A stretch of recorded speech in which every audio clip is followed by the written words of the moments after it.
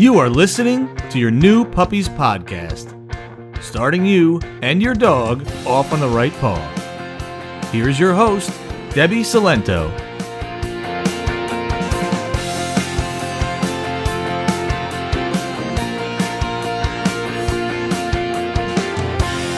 Hello and welcome to episode 99 of Your New Puppies podcast. I'm Debbie, and today I want to talk about why it is not a good idea to get a puppy or to give a puppy as a holiday gift. Now, most commonly we think about this as Christmas morning, we're going to give a puppy to the kids. Now, this can relate to any holiday or celebration like a birthday. And I'm not saying you should not get a puppy this time of year or during the holiday season. I mean, there are reasons not to do that, but they don't necessarily apply to you, and I understand that. And I'll talk about that a little bit in a moment. But what I'm going to go into detail about is why we shouldn't try to aim for a specific day to give this puppy as a present. Okay? Because we have to think about the puppy's experience as well as the people we're giving it to. Most of the time it's the kids, but this also goes for adults as well. So even if I might be bursting your bubble about getting that magical Christmas morning moment, I do have some alternatives for you, which I will talk about towards the end. But first, like always, I want to talk about why. Now, I do want to mention that, we should always use caution when we're giving a puppy as a gift, because it's a big responsibility, and we should never surprise somebody who especially has never owned a dog before, wasn't even thinking about getting a puppy, or anything like that. Now, when we gift a dog to the kids, as the adult, you're the one taking on the responsibility of this dog, and typically gifting it to the kids is more symbolic. So that's less of an issue of giving it to somebody and being like, it's your responsibility now. Not saying that you can't do that. I mean, it depends on the person, on the situation, and all of that. So as long as you're keeping all of that in mind, again, I'm not saying you can't give a puppy as a present. It's just use a lot of caution with that and really make sure that it's the right thing to do, because a big thing we're going to talk about here is the puppy's experience, is to not just think about the excitement of the people getting the present, getting the puppy, but the puppy's experience as well. And also, a lot of people will talk about why it's not a good idea to get a dog over the holidays just because of our hectic schedules and how busy it is. And the first, few weeks with a puppy are the hardest and will take up the most of your time. But again, it depends on your schedule, your family, what your holiday looks like. So as long as you're keeping that in mind, that puppies take up a lot of time, especially the first few weeks home. Is that going to fit around how your family celebrates holidays, or is it just going to add more stress to an already busy, stressful time? We want to balance that as well. Okay? But let's talk about trying to give a puppy on a certain day and some alternatives instead of doing that. Because what happens is when we get a puppy, we usually don't have control over what day they come home. Maybe by a week or two, depending on the rescue or the breeder, when we can pick it up, where the puppy is, so we can go travel for it. But, rarely can we go get a puppy Christmas morning and bring them home. And even if we could do that, there's still reasons why we may not want to. So usually around this time of year, I always get 1 to 2 phone calls. Somebody's getting a puppy this time of year. It is a very popular time of year to get one. And they want to surprise the kids on Christmas morning. So they ask for some suggestions on what to do. That, whether should the puppy stay with a friend, or should maybe they have a laundry room that the puppy can stay in. And none of that is a good idea, because we have to remember that this puppy is coming into a new environment. It's coming from the only environment it's known into a new environment. I mean, this is anytime you adopt a new puppy, whether it's from a breeder or a rescue. So that's why that initial time home is so important. That's why we need to let the puppy settle in and just build trust with them and, let them do their thing and let them know that they're in a safe place, that they're going to get fed, they're going to get love, and make them feel comfortable and safe. That's your priority when your puppy first comes home. Of course, there's some potty training going on. There's some crate training going on, but that's our priority, is this trust and safety. And it's really hard to do that if they're staying with a friend and then they have to move environments and meet new people again. Or they're staying in the laundry room and only meeting half the family. There's also something to be said about preparing the kids for the puppy coming home. I've mentioned it in a few other episodes, specifically episode 60, when I talk about kids and puppies, is sometimes that relationship isn't the magical relationship we expect it to be. We can make it that, but there are things that we have to do. It doesn't always naturally happen. So there are some house rules that I recommend and things that we want to teach the kids before the puppy even comes home. And if we're surprising them, there's not always time to do that. So if you want to check out episode 60, I'll link it in the show notes, and it's just all about kids and puppies, and I talk about their relationship and the house rules that I recommend to make sure that they have like a best friend relationship. The puppy never thinks anything bad's going to happen when the kids are around, to make sure that they're like the puppy's favorite people. I also talk about this a little bit in my video series, The 3 Phases to Bringing Your Puppy Home, which it's free. You can go to playtimepause.com/prep, which I'll also link to in the show notes, where I talk about things to do to prepare for the puppy, and it includes the kids and things that, the adults of the household have to do. And then I also want you to think about the day of, because and I understand the lore of it, the draw of it, because it's this magical moment that, we present the puppy to the kids, or even, an adult that's getting this puppy, and they come out of a box, or you bring them into the room, and it's so exciting. And a lot of times there's a big emotional moment. And we've all seen these videos, and that's probably what the lore is. If, we're going to be honest with ourselves, we want that moment too. But, and this is where I might burst somebody's bubble, probably more than one, while everybody's watching the kids and watching how heartwarming it is, I'm watching the puppy and I'm cringing. Because for a puppy to meet somebody or come into a room for a first time with people they really don't know that well, and then all of a sudden everybody's having these big, huge emotions, that's not a good environment for the puppy. It can be scary. Now, they are young, they are resilient, they are adaptable, so they might not be showing outward signs, but why even take that chance?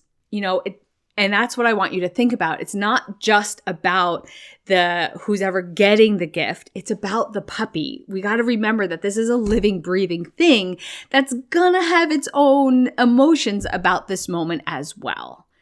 And it's probably not a good idea to have somebody who's sobbing because they're so happy they have a puppy, or squealing because they're so happy to have a puppy, and then have that puppy have to deal with that in their lap when they don't even know this person. Okay? So that is what I want you to think about when trying to plan the moment where you surprise your kids, your wife, your husband, your mom, whoever, with a new puppy. So I will admit, I did this in my own personal life. My aunt got a puppy for her kids for Christmas, but they got the puppy 3 weeks before Christmas. They adopted it through a rescue in New York City, and they had to take it home 3 weeks before Christmas, but they wanted to surprise their kids on Christmas morning. This was before I was a trainer, but I was a pet sitter at the time, so I was working from home. I took the puppy for 3 weeks and drove the puppy over to their house Christmas morning, and I ended up being there Christmas Day because my aunt hosts Christmas. And looking back, I want to cringe that I did that, because even when I got there, she was under the table. I wouldn't say she was hiding, but she was under the table, really not coming out, playing with her toy until she saw me. And then she got super excited and then followed me around for the rest of the day. Even though at my house, we had made huge strides in potty training, she was having accidents all over the house because now she's with people who don't know her schedule and in a hectic house on Christmas Day. So I've been there. I know the allure of it. I understand. Now, my sister also surprised her kids with a puppy. But it had nothing to do with a holiday. They had decided to get the puppy. They were aiming for the summer because my sister works in the school, so she would have off with the kids to take care of the puppy. And so they went on the hunt. They went the rescue route and they found the puppies and they applied for the puppies. And the rescue gave them the day that the puppies were going to be at a pet store and that they could come and pick them up. So they were able to kind of plan around that day, and they didn't tell the kids. She started getting supplies and she was hiding the supplies, and she got the grandparents involved, went and met them for lunch, and there happened to be an adoption event at a pet store nearby. So they're like, let's go look at puppies. And while they were in the store, of course, the kids were playing with the puppies. My sister and her husband were like, do you want one? Okay, we'll take that one, even though they already knew and had it arranged which puppy they were going home with. And then they happened to have their family dog trainer at the house when they arrived home to help them set everything up and prepare the kids for, how to let this puppy settle in. So that was a much better way to do it because it was still a surprise for the kids, but it was also a good, calm way to do it for the puppy.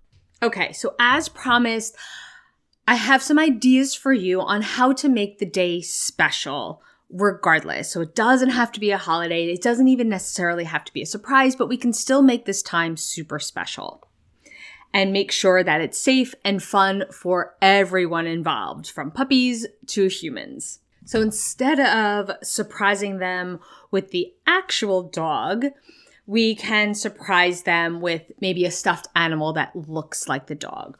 We can also present a picture of them, or maybe we put a video on the television if you have one of your future puppy. And you can get really any dog-themed gift. You could get like a puppy training package for the family and have that be, under the tree, or even just given on a day to surprise the family. Yes, we're going to be getting a puppy and this is the day they're coming home. And another idea that I thought of right before I recorded this, and I wish I thought of it sooner so I could have it prepared for you. So I think I'm going to make one, is a puppy countdown calendar. So maybe it's a couple weeks, maybe it's a month before the puppy comes home. There's a countdown, and every day we learn something new about the puppy, or we have an activity that we have to do to prepare for the puppy to build the excitement for the day that we finally get to bring our new furry family member home. If the puppy is already home and the holiday still has to happen, let the kids make the entire holiday about the puppy. That maybe you have, puppy-themed decorations. You let them go out and stuff a stocking for their puppy if you're celebrating Christmas. Or they get to pick out gifts for their new puppy. And, they get to wrap it and then have the puppy open it up and just you can still make the holiday about this new and exciting family member, but we don't have to surprise them with the actual puppy that day. And then, of course, you can have some post-puppy presents like a puppy training package for the family. Of course, I'm a little biased towards that gift. I have had people do that, get one of my puppy packages as a present for a friend or family member. So then it's something exciting and new, especially if you have, say, a trick training class for the kids to do with their new dog, because that's always fun for them. Okay, so at the end of the day, I'm not saying do not get a puppy around the holidays. That is definitely a personal decision for you and your family. Again, as long as you take into consideration who you're giving it to, where the responsibility is going to lie after you give the puppy, and your schedule and the busyness and the stress that the holiday season can have. if it's a good idea to bring a puppy in at that time. Those are just the things to think about when making that decision. But what I definitely don't recommend is trying to like squeeze in giving the puppy on a certain day. I'm also not a huge fan of surprising somebody with the puppy in hand, like putting the puppy in a box or even walking into the room and putting the puppy on the person's lap. As I mentioned, that can be stressful for the puppy, exciting for the people, but stressful for the puppy. Okay? Now, if you want further guidance on this is your plan, especially if I've bursted your bubble, and I apologize for that, and you want more guidance to it, remember, I have virtual sessions. They're over Zoom. This is something perfect to talk about with that. You can find information on how to book that on my website, playtimepause.com, and just click on Work With Me virtual sessions. There's also a form there where you can reach out to me with any questions. And that is all I have for you today. If you are enjoying this podcast, you can rate and review it wherever you listen. If you want more with me, you can join my signature program, Your Perfect Puppy, which has all the lessons that you need to raise your new puppy into a well-mannered and happy dog, all with personalized support from me throughout your whole journey. You can find information on that at playtimepause.com/puppy. And if you were paying attention, this is episode 99. So my next episode is going to be number 100. So I may have something special planned. So stay tuned. So I hope to see you here next time. I'll speak with you soon. Bye for now.